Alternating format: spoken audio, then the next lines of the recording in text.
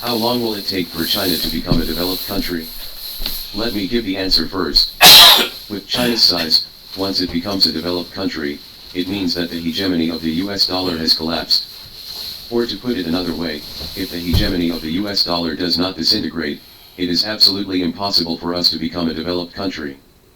China is definitely not going to become a developed country by doing things with a dull head, but in the next 10 years, every step we take will have a profound impact on the global situation, because once China becomes a developed country, the whole world will be rewritten, and the global rules dominated by the United States will undergo earth-shaking changes.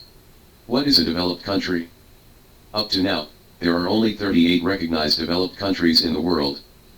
United States, Canada, United Kingdom, France, Germany, Netherlands, Belgium, Luxembourg, Switzerland, Italy, Spain, Portugal, Greece, Denmark, Sweden, Finland, Norway, Czech Republic, Slovakia, Malta, Iceland, Slovenia, Austria, Ireland, Cyprus, Israel, Singapore, South Korea, Japan, New Zealand, Australia, Poland, Hungary, San Marino, Lithuania, Latvia, Luxembourg, South Korea.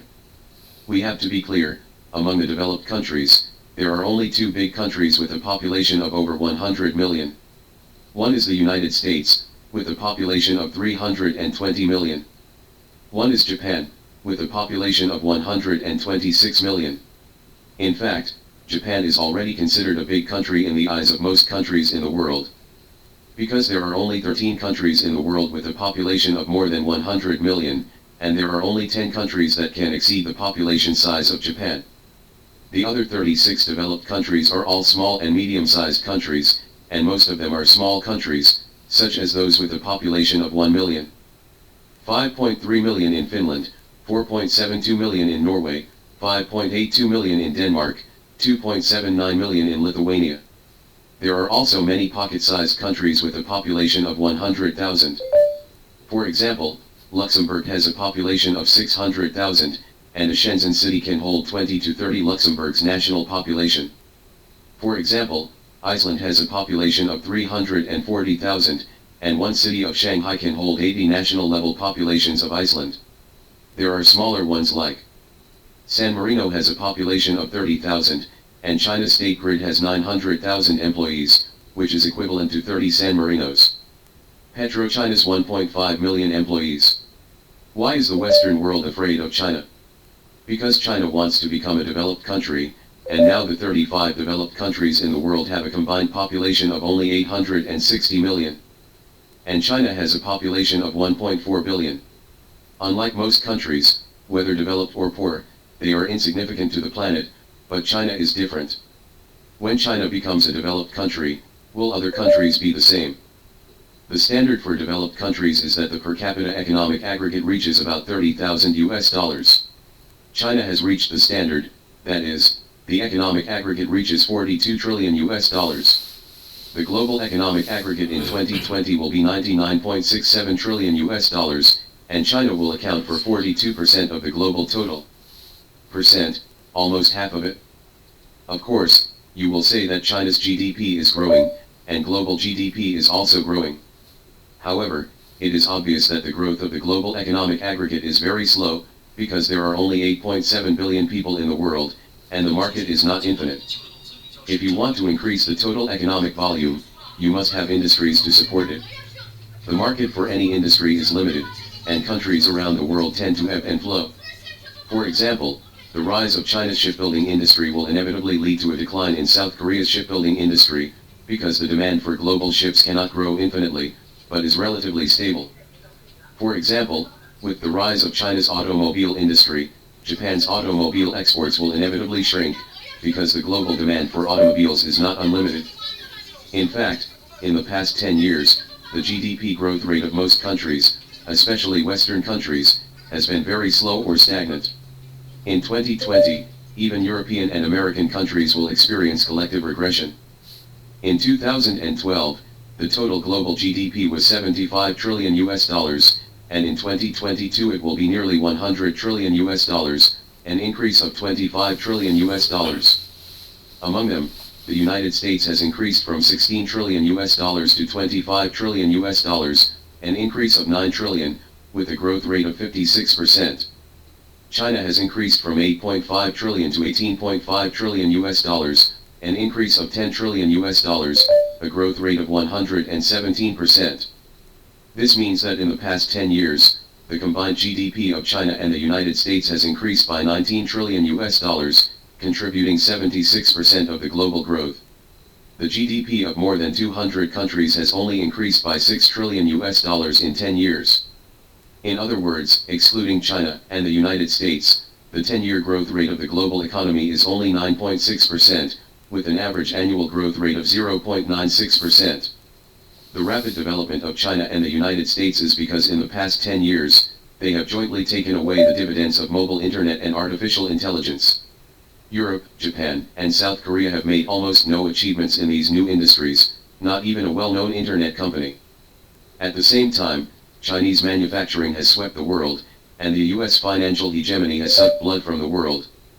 But slowly, the United States found that it was becoming more and more difficult to cut leaks, because once the industry came to China, it would not be so easy to be sanctioned or robbed by the United States. Moreover, if China's total GDP accounts for 30% or 40% of the world's total, will the US dollar still be an international currency? At that time, China, as the absolute largest economy in the world, will we still use the US dollar to calculate the GDP of countries around the world? At this time, the US containment of China will be meaningless, because without the Chinese market, all the capital in Europe and the United States will be inherently insufficient, and no one dares to bear the loss of such an important market. China only needs to achieve an average annual economic growth rate of around 5% to reach an economic aggregate of 30 trillion US dollars in 2032 and 40 trillion US dollars in 2038. Therefore, in order to maintain its hegemony, the United States must contain China. Obama once said, "If the Chinese can live our lives, we can only eat grass." Is Obama right? The United States accounts for about 5% of the world's population, consumes 1/3 of the world's paper, 1/4 of oil, 23% of coal, 27% of aluminum and 19% of copper. It is the country that produces the most domestic waste in the world. However, most of the United States is a virtual economy, which has no contribution to the world. The excessive issuance of currency every year is a deficit, and the US dollar is used to buy the wealth of the world. If China becomes a developed country, the extravagant and wasteful life of the United States will naturally be difficult to survive. Because resources do not grow infinitely, the market is not infinite. The United States does not want China to become a developed country. To some extent, it is understandable, because the so-called developed and underdeveloped are all compared. A developed country must be at the top of the global pyramid. Now the total population of developed countries is 860 million, which is 10% of the world's population. Once China becomes a developed country, we alone will account for 17% of the world's population. The population of developed countries has quadrupled. Is this possible? So, can the original 860 million people still live a superior life? This is like a class. You may say that the top 10% are top students, but you cannot say that the top 30% are top students. But what I want to say is that the United States is right to feel the huge pressure from China.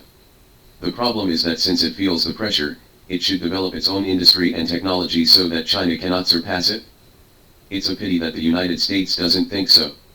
American values are worse, because the United States can't compare with China in terms of intelligence or hard work, so the United States just doesn't want to learn well, so I will let you all fail.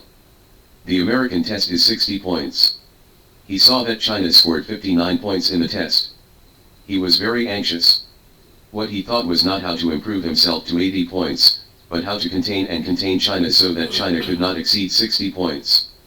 Therefore, it is impossible for China to become a developed country without breaking the US blockade and containment, as long as the dollar hegemony remains. Another problem is that if China wants to create an economic aggregate of nearly 40 trillion yuan, that is, nearly 276 trillion yuan, it must think clearly about what industries will support it. In many small countries, only one or two industries are enough. The smaller the country, the easier it is to become a developed country. These small countries often only need one or two industries, or even one or two companies, to become a developed country. They don't even need to be a technological power, as an agricultural country or resource country is enough. For example, in Luxembourg, the largest enterprise is ArcelorMittal Steel Group, with annual sales of $79 billion and a population of 600,000 in Luxembourg. With this steel company alone, Luxembourg can become a developed country. Another example is Iceland. Tourism generates $4.2 billion a year, and fishery generates $2.1 billion a year. There are a total of 370,000 people in Iceland. With these two industries, Iceland's per capita GDP can reach $17,000. Do anything else, catering services or something, can become a developed country. For example, Finland has the highest forest coverage rate in the world, with a per capita of 4.2 hectares. Only relying on the forest industry, the output value created in 2022 will be $26 billion. Do you think $26 billion is not much? Finland has a total population of 5.3 million, and the forest industry can contribute nearly $5,000 to Finland's per capita GDP. For example, in Australia, in 2022, iron ore exports will reach $167 billion. Australia has a total population of 25 million, which is equivalent to only one iron ore export. Even if Australia lays down all other industries, it can contribute to everyone. $6,600. But for China, which has a population of 1.4 billion, it is obviously impossible. It needs the support of countless industries to become a developed country. New energy, home appliances, shipbuilding, construction, communications, automobiles, these are not enough. Ships, large aircraft, engines, industrial aircraft, these require comprehensive breakthroughs. Or to put it simply, we need at least 30 technology companies at the level of Apple or Airbus, otherwise we will not get high profits. 30 luxury goods companies like Hermes or Chanel, otherwise we can only do OEM. At the same time, we must grasp the global pricing power, not what we buy is expensive and what we sell is cheap. At least the above three conditions must be met before we can become a developed country. So, how to achieve these conditions? In fact, 5 years is enough for normal development, but it is impossible for the United States to allow us to develop normally. As a representative of Chinese technology, Huawei's sales in 2020 will be 891.4 billion yuan. According to this trend, it will only take 6 years to surpass Apple. However, the United States immediately blocked and suppressed Huawei, which put Huawei under tremendous pressure. Apple can rely on the global supply chain, while Huawei can only rely on the Chinese supply chain. As for luxury goods companies, let alone, if this does not make a breakthrough, MyZ Group can earn 100 yuan by posting a Nike logo, and we can make a pair of shoes and earn 3 yuan. At present, there is not a single luxury company in China. With a share of the global luxury goods market of nearly $2 trillion, plus a share of the 16 trillion cultural industry market such as the global entertainment, culture, and film industries, we can earn almost no or less money. Pitiful. Because the US and Western groups have long demonized and stigmatized China, China will have no way to improve its brand power unless it breaks through this dilemma. Then let's talk about the right to speak internationally. We don't have the right to set the price of bulk commodities, that is, what we buy is expensive. The iron ore in Australia is 1,042 yuan/ton at the peak, and the cost is only 220 yuan/ton. If you dig a ton of iron ore, Australia will earn 800 yuan. We get Australian iron ore to make steel. 1 ton of iron ore can smelt 0.4 tons of steel. The cost is 1,152 yuan. The sales price is 1,192 yuan, and we earn 40 yuan. That is to say, Australia went to the mine to dig and earned 800 yuan. We worked hard to build a steel factory and a smelting center. After a long process of refining the steel, we earned 40 yuan. So, why are the American and Western groups, that is, the developed countries, able to make money so easily and not tired? Because they sell chips and sell patents with a gross profit of 47%, we sell mobile phones with a gross profit of 10%, and they earn nearly 5 times that of us. They sell logo, we sell labor, and they earn 30 times as much as we do. They have the right to speak and set prices. In the same industry chain, the sales profit is 20 times that of ours. That is to say, the same labor, or even much less labor, they are 4 to 30 times our income. Under such circumstances, it is impossible for China to become a developed country.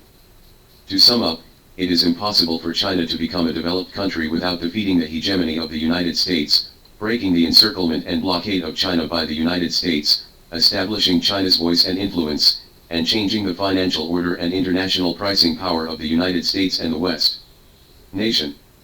Therefore, many people say, why do you always pay attention to the global situation and not China? We have not yet become a developed country, and people's lives are not yet rich. I laughed when I saw this. Which developed country in the world is a closed country and relies on internal circulation to become a developed country? 300 years ago, the Hansa Group relied on being a pirate, a slave trader, burning, killing and looting around the world, and relying on the global colonial system to make itself a developed country. 80 years ago, the United States relied on the financial system established around the world to establish the hegemony of the US dollar. Only then was it able to harvest leeks and wool indefinitely, and it was able to issue US dollars indiscriminately to buy global wealth under the premise of fiscal deficits and deficits every year. Enjoy a luxurious life. However, China entered the global division of labor system 20 years ago, rose peacefully, and made in China swept the world, which brought about earth-shaking changes in our lives. In the future, we want to go one step further. If the entire international order does not change and the hegemony of the US dollar does not collapse, we will never be able to become a developed country.